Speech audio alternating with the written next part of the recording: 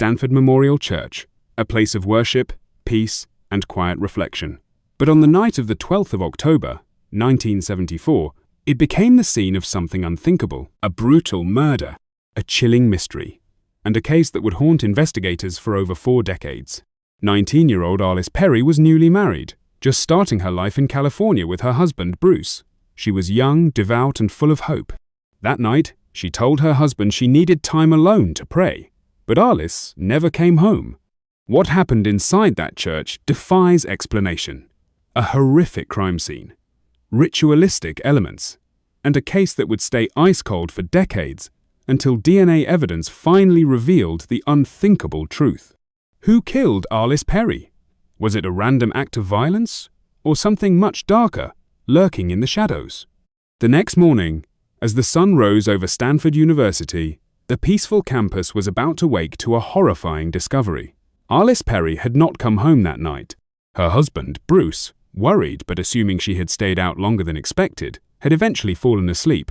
But inside the church, something was terribly wrong. At around 5:45 a.m. on the 13th of October, 1974, security guard Stephen Crawford, who had locked up the church the night before, returned for his morning rounds. He noticed that one of the side doors, which had been locked, was now slightly ajar. Something wasn't right. As Crawford stepped inside, he walked through the silent church, expecting to find a student who had snuck in overnight. But what he found instead would haunt him forever. Near the church's altar, lying between the pews, was the body of Arlis Perry. She had been brutally murdered, her body partially undressed, her hands folded on her chest, and a candle placed in a disturbing manner. Another candle had been used to violate her. It was a crime so gruesome, so ritualistic, that investigators struggled to understand what they were looking at. Panic spread across the university as police swarmed the scene. Who could have done this? And why in a house of worship? Investigators immediately questioned Bruce Perry and the church security guard, but both denied any involvement. The crime scene was chilling, but even more disturbing, there was no sign of forced entry. With the discovery of Arlis Perry's brutal murder, the Stanford community was shaken. Who could have committed such a horrific crime inside a house of worship? The investigation began immediately, but as police combed through the scene, they quickly realized something chilling. There were no signs of forced entry. Whoever killed Arlis may have already been inside the church, or had gained her trust enough for her to let them in. Investigators first turned their attention to 2 people, Bruce Perry, Arlis's husband, and Stephen Crawford, the security guard who found her body, but neither seemed to be an immediate match. With no physical evidence against either man, the case took a darker turn. Was this a random act of violence, or something far more sinister? As investigators analyzed the crime scene, one unsettling detail stood out. Arlis's body had been posed in a ritualistic manner. Her hands had been placed on her chest, and the candles were positioned in a way that suggested something more than just a brutal attack.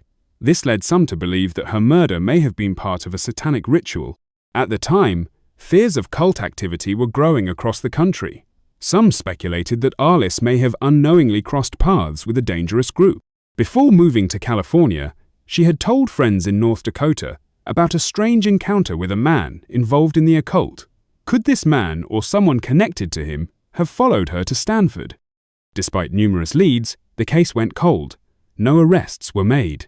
No solid suspects emerged. For decades, the murder of Arlis Perry remained an unsolved mystery, haunting the Stanford community and true crime enthusiasts alike. But as the years passed, forensic science advanced, and in 2018, over 40 years after her death, a shocking breakthrough finally revealed the truth. For over 4 decades, the murder of Arlis Perry remained an unsolved enigma. No arrests, no answers, only chilling theories and dead-end leads. But in 2018, everything changed. A new wave of forensic science would finally expose the truth and the real killer.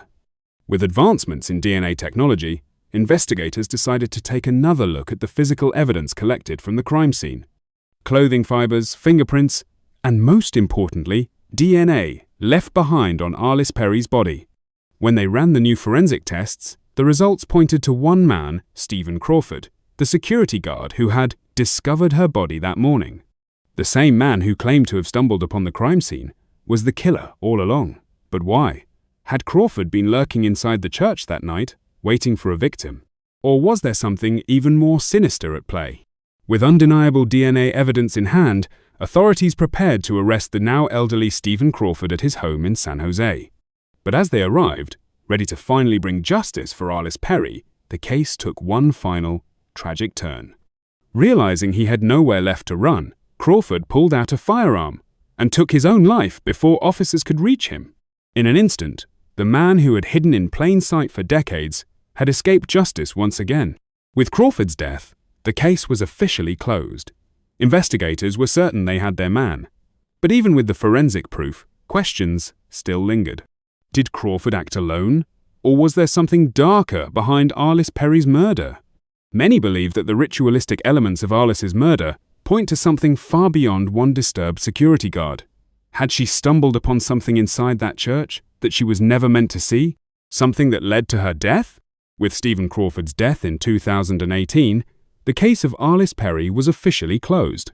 DNA evidence had confirmed his guilt, and for law enforcement, the long cold mystery had finally been solved.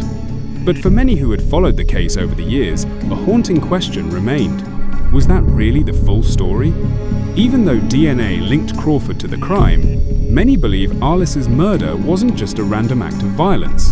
The way her body was posed, the use of candles, and the setting a sacred place of worship led to unsettling theories that still persist to this day. Some theorists even link Arlis Perry's murder to the son of Sam killings. Letters from Berkowitz suggested that a satanic cult known as the Process was responsible for multiple ritualistic murders, including hers. Was this a desperate attempt to spread fear, or a chilling clue that investigators ignored? Beyond the theories and speculation, Arlis Perry was more than just a case file.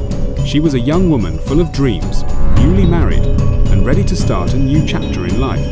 Her death remains a painful reminder of how quickly innocence can be stolen, even in the most sacred of places. Her story also stands as a testament to the power of forensic science proof that even decades-old cases can finally be solved. Though justice came late, it came nonetheless. But one question will always remain. Did Arlis Perry's murder truly end with Stephen Crawford, or was there something far darker that was buried along with him? The murder of Arlis Perry is a case that continues to haunt those who hear it. A young woman, full of faith and hope, walked into a church seeking peace, and never walked out. After more than 40 years, DNA evidence finally unmasked her killer. But even with answers, the story refuses to fade away. Justice, in the form of forensic science, arrived decades too late. But was it truly the full truth?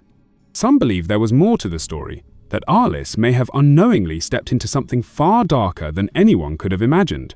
Others say that while the crime was horrific, it was the work of a lone predator who had hidden in plain sight.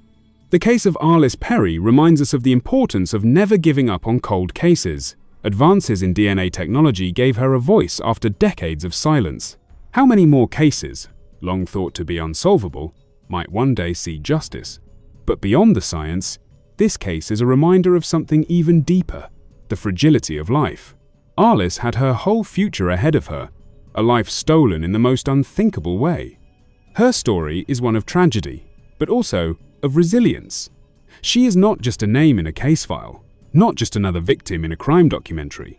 She was a daughter, a wife, and a friend whose story deserves to be remembered. And so, as we look back on this case, we must ask ourselves, was justice truly served? Or does the darkness surrounding this crime still hold secrets we may never uncover?